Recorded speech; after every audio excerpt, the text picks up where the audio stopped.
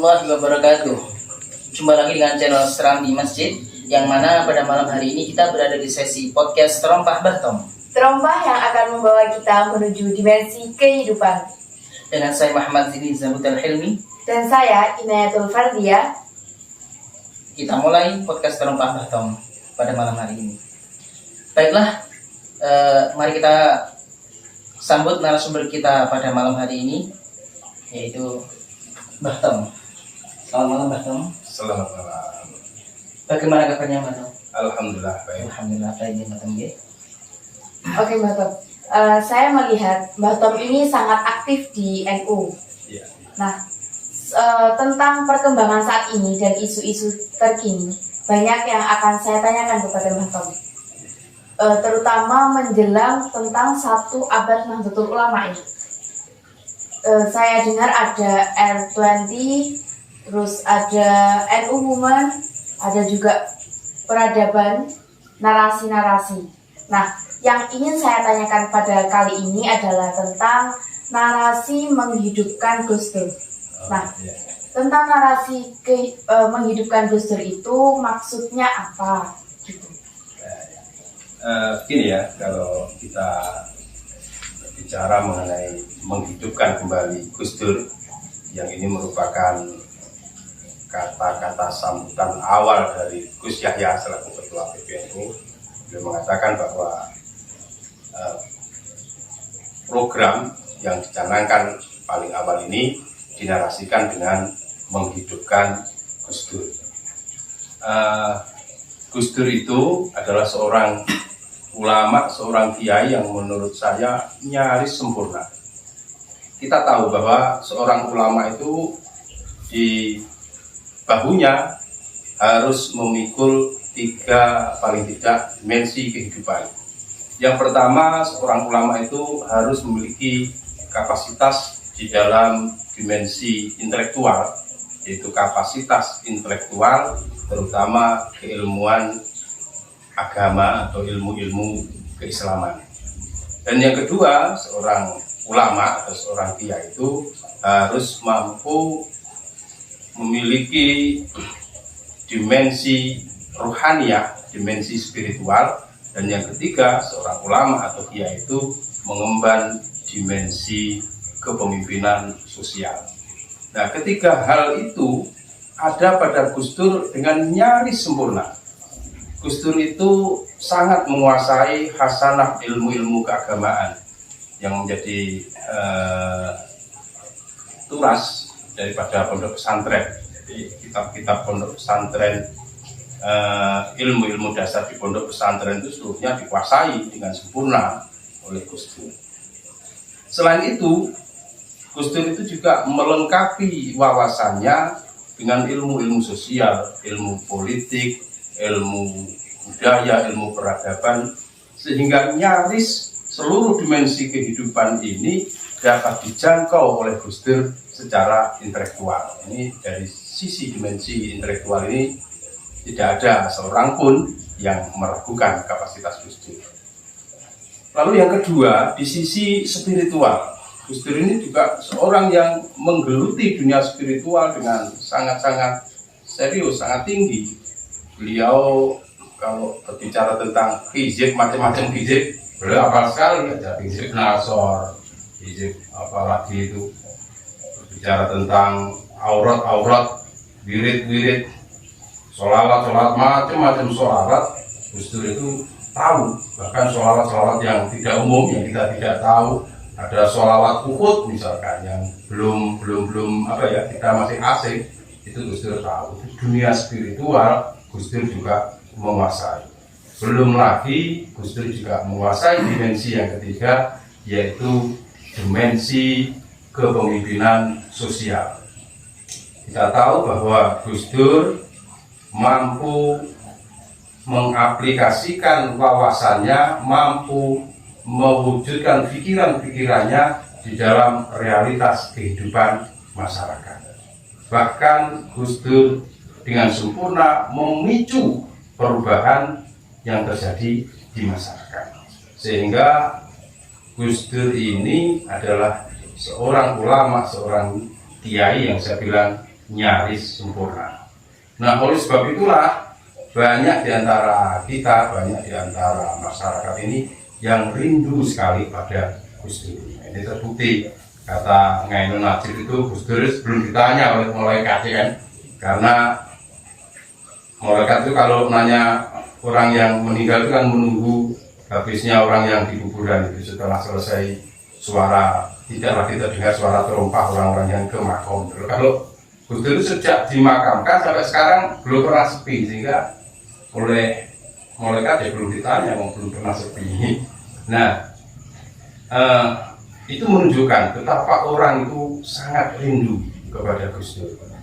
Nah, kalau kerinduan ini diwujudkan dengan upaya untuk menghidupkan Gus Dur, maksudnya menghidupkan pemikiran beliau, menghidupkan pergerakan beliau, menghidupkan semangat beliau, tentu ini akan menjadi daya gerak masyarakat yang luar biasa.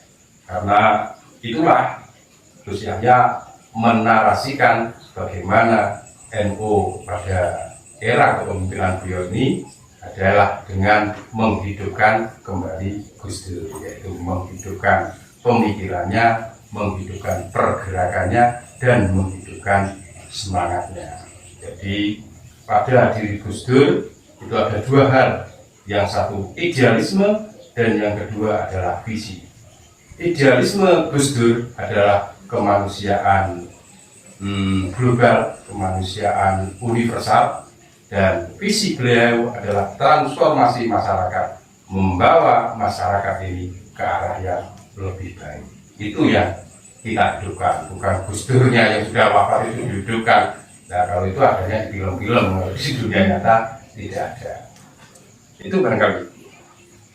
Ya, dari penjelasan Mbah Tom barusan memaparkan bahwa makna sesungguhnya menghidupkan Gus Dur ialah menghidupkan semangatnya, menghidupkan perjuangannya. Terus yang ingin saya tanyakan sekarang, Mbah Tom, melihat Gus Dur yang nyaris sempurna demikian, yang sangat istimewa bahkan, apakah ada generasi zaman sekarang itu yang selevel atau mungkin bisa meneladani sepenuhnya Gus Dur? Karena ya kan bisa dilihat tadi penjelasan dari panjenengan itu nyaris sempurna gitu ya, yang ulama Gus Dur. Iya, memang kalau satu orang harus menjadi seorang Gus Dur, itu saya kira saya belum menemukan, dan itu saya kira sulit sekali tuh menemukan seorang ulama yang sekapasitas Gus Dur. Itu kalau satu orang. Maka kalau dalam rangka menghidupkan Gus Dur ini kita butuh 100 orang, maka kita harus cari 100 orang untuk menghidupkan Gus Dur. Kalau 100 orang belum cukup untuk menghidupkan Gus Dur, kita cari 1000 orang. Kalau 1000 orang belum cukup, kita cari 1 juta orang. Kalau belum cukup, kita gerakkan semua orang ini untuk menghidupkan kembali Gus Dur, menghidupkan semangat beliau, menghidupkan wawasan beliau, menghidupkan pergerakan beliau di dalam mentransformasikan masyarakat. Jadi menghidupkan Gus Dur ini harus kita wujudkan dalam bentuk satu konsep perjuangan, di mana termasuk di dalamnya adalah dengan menata tata kelola organisasi, agar organisasi Nahdlatul Ulama ini mewakili terhadap nilai-nilai dan pergerakan yang selama ini dirintis oleh Gus Dur. Jadi menghidupkan Gus Dur adalah berarti menjadikan NU ini sebagai sarana untuk memperjuangkan nilai-nilai dan pergerakan yang selama ini sudah dirintis oleh Gus Dur. Gitu. Kembali ke awal tentang menjelang 1 abad Nahdlatul Ulama, pastikan banyak rangkaian acara yang akan ada di puncak 1 abad Nahdlatul Ulama itu. Nah, apakah seluruh rangkaian pada acara 1 abad itu termasuk upaya yang disebutkan tadi di narasi menghidupkan Gus Dur. Iya, pertanyaan yang indah dan bagus sekali. Jadi memang apa yang kita agendakan untuk menyambut satu abad ini semua juga bermuara dari menghidupkan kembali Gus Dur. Kita tahu baru saja diselenggarakan di Bali tanggal berapa itu, ada acara Art20 itu yang di situ diundang berbagai macam tokoh agama seluruh dunia datangkan di Bali kemarin itu untuk berdiskusi bersama tentang bagaimana agar agama-agama di seluruh dunia ini mampu berkontribusi untuk mewujudkan peradaban masa depan yang lebih baik. Jangan sampai agama itu justru menjadi masalah, tetapi agama harus menjadi solusi daripada masalah. Nah, itu apa yang dilakukan di Bali oleh teman-teman NU kemarin itu yang diprakarsai oleh Gus Yahya itu adalah semangat yang dulu sudah dirintis oleh Gus Dur. Nah, kalau kita melihat ke belakang tentang perjalanan Nahdlatul Ulama di era 70-an, NU itu mengalami masa krisis yang sangat-sangat memprihatinkan. Bisa kita katakan bahwa pada era 70-an itu ibaratnya NU itu sebuah perahu kecil yang terombang-ambing di tengah samudra, kehilangan tujuan mau kemana, sehingga ya diguncang badai ke kanan, ke kiri, ke utara, ke selatan, dan memprihatinkan sekali. Nah, dengan kehadiran Gus Dur sebagai nahkoda NU ini, perahu kecil itu dibangun menjadi sebuah kapal yang besar yang sanggup menghadapi badai dan memiliki arah dan tujuan yang pasti. Dulu itu di era-era 70-an adalah era di mana pemerintahan Soeharto, Orde Baru itu ingin betul-betul menancapkan seluruh kekuasaannya di berbagai lini kehidupan. Maka semua harus berada di bawah kendali Orde Baru, di bawah kendali Soeharto. Satu-satunya organisasi yang mampu bertahan itu hanya NU. Nah, oleh sebab itu pemerintahan Orde Baru berupaya bagaimana agar mereka mampu merebut Nahdlatul Ulama ini untuk dikuasai oleh mereka. Nah, yang mereka lakukan, kalau mereka itu mau menguasai NU dengan cara memasukkan orang-orang Orde Baru ke dalam NU, mereka tidak bisa. Kenapa? Karena untuk menjadi pengurus NU itu, NU kan ya relatif eksklusif. Untuk menjadi pengurus NU itu akan ada saringannya sendiri. Jadi orang di pengurusan kan dilihat, ini kalau pengurus yang di tingkat atas ya, ini mondoknya di mana, putranya kiai siapa, sujudnya bagaimana, salamnya bagaimana, Fatihahnya bagaimana, kan ada penelitian yang tanpa ada hukum tidak tertulis di situ, sehingga orang dari luar kalau masuk ke NU itu ya dengan sendirinya tereliminasi. Nah, karena mereka tidak bisa masuk NU, ini bagaimana caranya agar mereka bisa menguasai NU?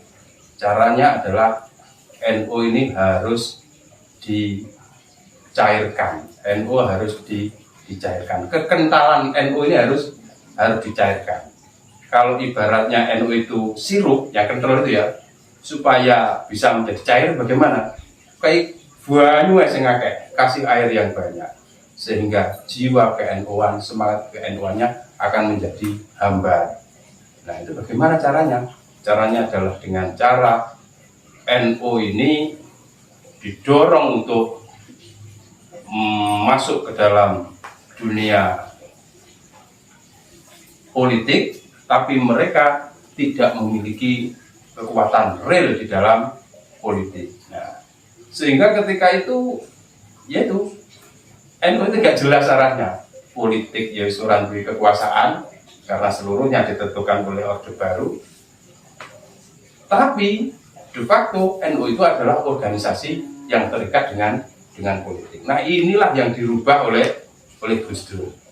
Gus Dur datang merubah NU, dan NU dikembalikan sebagai organisasi Jam'iyah Diniyah Ijtimaiyah, organisasi yang hanya mengurus agama dan sosial.